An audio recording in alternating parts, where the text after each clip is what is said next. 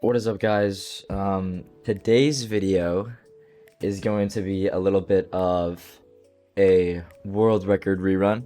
I thought it'd be a nice idea that I'd show you guys my thoughts, basically analyze the whole run, show you guys the actual splits. I think most of these splits are almost exactly the same, except for anything after I exit the nether, because the nether is just I feel like it's faster than my world record run. So my thoughts on this run as a whole, it was a very bad seed. For sure it was a very bad seed, but I I did what I had to. I worked with what I got, and in the end I got, maybe a 40 second time, faster than Pingu's. In my opinion, I think this record will definitely be beat a little under 3 weeks.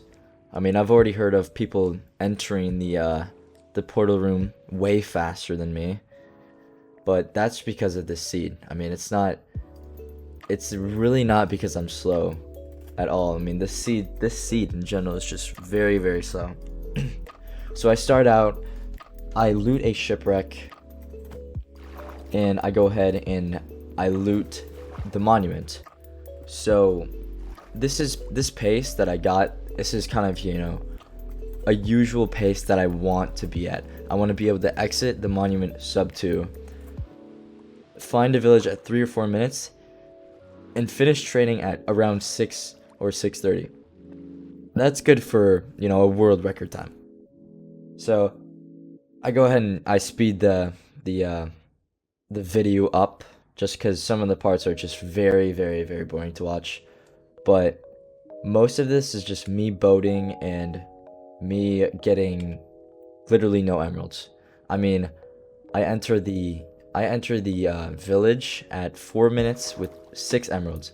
But this shipwreck right here, I should have looted the food chest, because that probably would have made stuff a lot easier. There's 2 TNT in there, and I actually end up looting the food chest that I'm going to right now instead of the food chest behind me.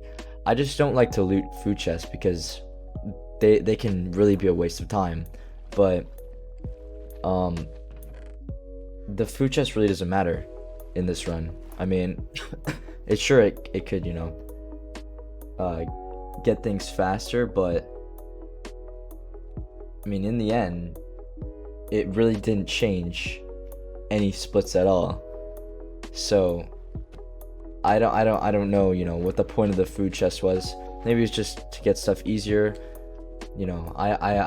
I'm not completely sure, but I go ahead and I blow up the TNT. In 2 houses, I blow up the TNT, and that really helps me out a lot. But on this pace, in my world record run, I end up chopping wood. Obviously, I mean, you can get 4 gold axes with 12 gold. So I chop wood, and I also chop wood here because there's not enough gold, or not enough wood that I have in this run. So I chop 32 logs, and that gets me up to 44 emeralds. And if you saw in my record run, it was a 2i. So 44 emeralds is 11 pearls, so that's just enough. And that's actually what I got last time, which is actually perfect. So I go ahead and I wait for this one villager to just lose his job, and I take the Fletcher table, I place it down, and of course arrow trade, obviously. So I trade 8 emeralds, and the reason for this is because there's this thing called trade extending in 1.15. So if you trade, I think the minimum amount of emeralds, and the villager ends up restocking again, you will get the same amount of, price per stick in the villager in the villager trade. So you could end up getting 24 emeralds instead of just the normal 16, which is very, very useful in 1.15. This also applies to classic strats in 1.15, which classic strats are basically you get a village, you blow up the village, and that's it. So I use the discount extending, which is very helpful. I go ahead, I do a full trade. So it's 8 emeralds and then a full trade, which is 16. 16 plus 8 is 24. And that's very, very helpful by using one villager, get stuff working, get stuff moving faster. And I trade my gold and I end up getting my pearls right then and there, 11 pearls. And now I am off to the lava pool. So at this point, I'm basically at the same pace as my world record run. I end up getting like a 6 or 7 minute leave.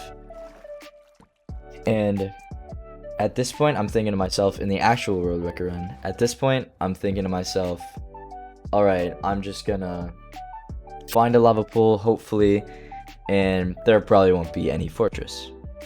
But there ends up being a fortress, but the fortress is just terrible fortress. And that's what makes the seed very, very, very awful, very slow. So I go ahead and I find the lava pool that I used in my record run. I make a very scuffed portal. I'm not that good at portals. I can't even get world records. And I enter the nether at around 8 minutes. So I enter nether. I instantly turn my render distance to 20 because if I'm at 32, my game kind of lags a crap ton. So I change it to 20 because I don't want my game to lag, and I don't want to lag while fighting blazes. And I dig down to my spot. I go ahead and I go to the blaze spawner. I go across the blaze spawner instead of going right into it. Feinberg actually mentioned it. I should have just gone right to the blaze spawner instead of just going all the way around. But the reason I went all the way around was because I wanted to try to find another blaze spawner to get, kind of the double blaze going. But I say double blaze because, I wanted to activate one spawner, kill those blazes, and then go to the other spawner and kill those blazes, which would make it faster. And if by chance, you get very lucky and 4 spawn in both, and 50% of those blazes drop, that's four blaze rods right then and there. Which is, that's honestly, that's pretty good for bad luck. So I kill the blazes, obviously, as you can see, and most of it's just waiting. And I don't blaze bed because I've got five beds. So I get a 4 spawn here. Oh my gosh. I get a 4 spawn right here, and only 1 rod drops out of those 4 blazes, which is very, very frustrating. I didn't really do this for long. I just wanted to show you what my thoughts were in the run. So in the actual world record run, I was thinking to myself that these blaze rates were actually pretty good, genuinely pretty good. And I end up exiting probably 2 minutes or 1 minute after in this run rather than my world record run. So because my world record run, I exited probably at around 12 minutes. In this run, I exited 10:40, 11 minutes. So I end up, I make the eyes, and I know I need a 2-eye. So I just, I do what every runner should do. I take a pearl, I put it in my inventory, and then I make the rest of the pearls eyes, because that is super, having that 1 pearl in the end is super, super useful. So I go ahead and speed this whole, traveling to the stronghold thing up, and it's just, it's super long, it's super boring, so that's probably why I sped it up. And at this point, in my actual record run, I was thinking to myself that, this ocean's gonna stop, I'm gonna have to dig down, because I was on a coastline, but the ocean actually opened up, and I threw my Eye of Ender right here, and I saw the light of the stronghold, but I didn't think it was the light of the stronghold. I thought it was going to be some drowned monument thing, but it actually was the light of the stronghold and kind of a little bit of a drowned monument. So I'm really, really thankful that I took the time to go around the little island or the little landmass instead of just going right through it. And I think everyone should really do that, in my opinion. So I go ahead and thankfully it's a 2i. I was really, really happy about that in my record run. It wasn't gonna be like a 0i. So when I saw the stronghold portal room, I honestly didn't think it'd be record because I entered at 15 minutes. And usually the 115 dragon, usually for me it takes literal years for it to perch. And I have no idea why. Maybe it's just something different, but the dragon just doesn't perch in this version.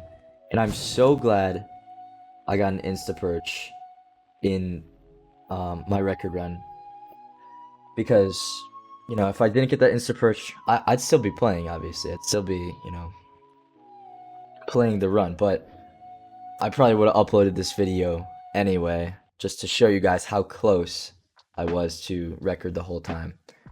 So I sped this part up just because the dragon obviously didn't perch for a whole 2 minutes. 2 minutes, 3 minutes. I actually entered end 5 times. I reran this run more than 5 times, and 5 of those times I entered end and I got 3-minute perches, 4-minute perches, 2-minute perches. I just could not get the 130 perch or the 1-minute perch or even the insta perch like in my last record. So after a long 2 minutes, the dragon decides, hey, I'm gonna finally come down, and he perches.